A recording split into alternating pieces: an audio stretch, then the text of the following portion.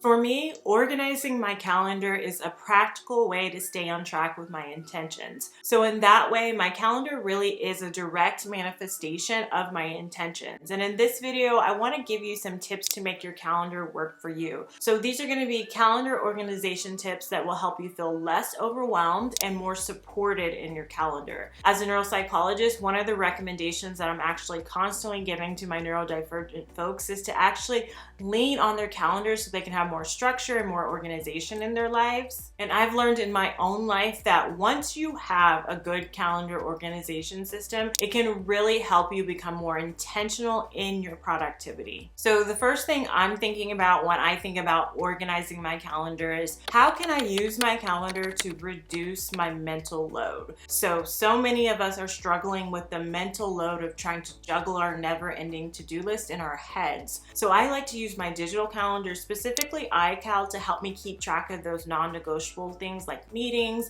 as well as my main intentions for my days like batch days. So let's take a look at how I do this in iCal. So in my iCal, I have different categories that are color-coded using different calendars. I use different calendars within my iCloud calendars, as well as different calendars for different emails accounts that I have that represent different areas of my life. And then I assign those different areas of my life, those different calendars, different colors. That way when I look at my calendar, everything is color coded and I know what life area each thing belongs to. So the first thing that I will put in a different one of those calendar categories is like a batch day. So if I have a batch content day or a day that I'm just going to be filming a lot of things, that'll be like a filming day that I can batch in an all-day appointment, so it'll just show for that entire day. And then I also use the calendar categories obviously to put in my meetings and my appointments, those non-negotiable things that I'm going to be planning my various tasks around.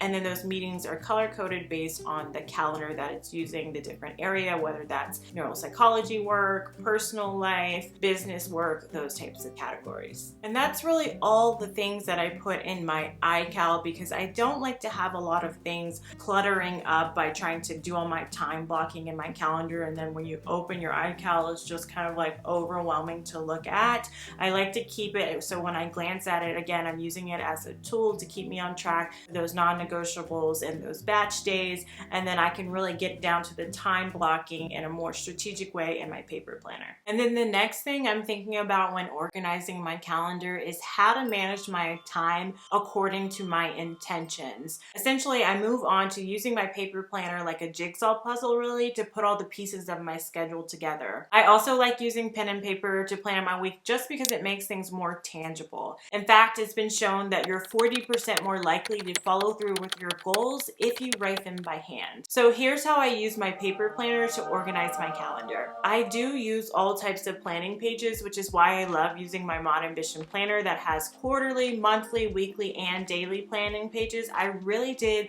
want to create a planner that helps neurospicy folks like myself, as well as any other type of person just trying to stay on track with their goals and be more organized. And one way that I found to do it is to use all types of planning pages so that you can actually really break things down and make more intentional decisions with your time. For the purposes of this video, I really want to focus on my weekly and daily strategies I use to organize my calendar. So the first thing I do is get a bird's eye view of my ongoing tasks within my weekly review process, and then I prioritize those tasks that need to be done this week. I have an entire video on how I plan my week, which includes my free getting things done template. It comes in a Notion template as well as a PDF if you're not a Notion person, but it really lays out the checklist that I go through each week to review my week. And within that weekly review process, I look at things like my goals, I look at my habits and routines that I'm trying to upkeep and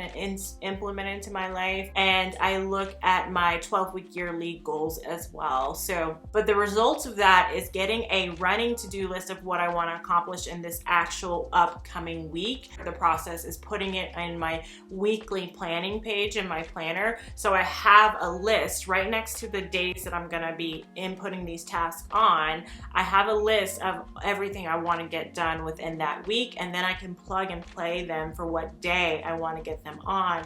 Depending on what meetings I have that day, I kind of plug and play different tasks around each other. Also, during this weekly review process, I will go into my projects area of my second brain. If you're interested in learning to organize your life for actionability, you should probably check out this book called The Second Brain. I also have a Second Brain Notion template that you can check out. But part of this weekly review process is going to that projects area in my second brain, looking at any projects that I have as well. So I look at those top tasks within those projects, see if anything needs to get done this week. I add that to my weekly plan as well under my running to-do list section. I also look at different things in my life areas like my habits and routine, my YouTube content creation. I kind of use those as trigger lists. Anything that needs to get done for this week, I add those to my running to-do list for this week. And then at the end of that process, when everything has been assigned to a different day, I will usually on my Fridays time block out my Monday, but I will wait for the night before to time block out the rest of the week, just so it can allow for more flexibility and to account for things that maybe didn't get done. But I do like to start off with my Monday completely time blocked. So I will go to the daily planning pages in my planner, and I will just kind of time block out first. I'll put my meetings, and then I'll put those tasks that I've assigned for that day in my weekly plan, and just get an idea of when exactly I'm going to get them done and how much time I think that it will take. This helps me plan more realistically. I also like to include things like buffers in my calendar, or things like that. Sometimes, like during 6 seasons, I might even put an entire buffer day just in case I have to take off for somebody being sick, those kinds of things. So being graceful in your planning as well is really going to help you actually be more realistic and actually get things done on your calendar that you say you're going to get done. And on that note, I will say that knowing how to organize your calendar is one thing, but knowing how to actually stick to what you planned is what's going to help you really 10x your productivity, which is why I teed up a video I did on how to stick to your schedule for you to watch next. Cheers to planning, manifesting, and enjoying your dream life. If you got my number, don't add me, cause baby, I'm on hiatus. I'm on hiatus. I'm on hiatus. I'm on hiatus. Baby, don't check for me. Taking time out to be and live my life off screen. Taking time out to be and live my life. Hey. Taking just to be and live my life. Don't take it personal. We just building.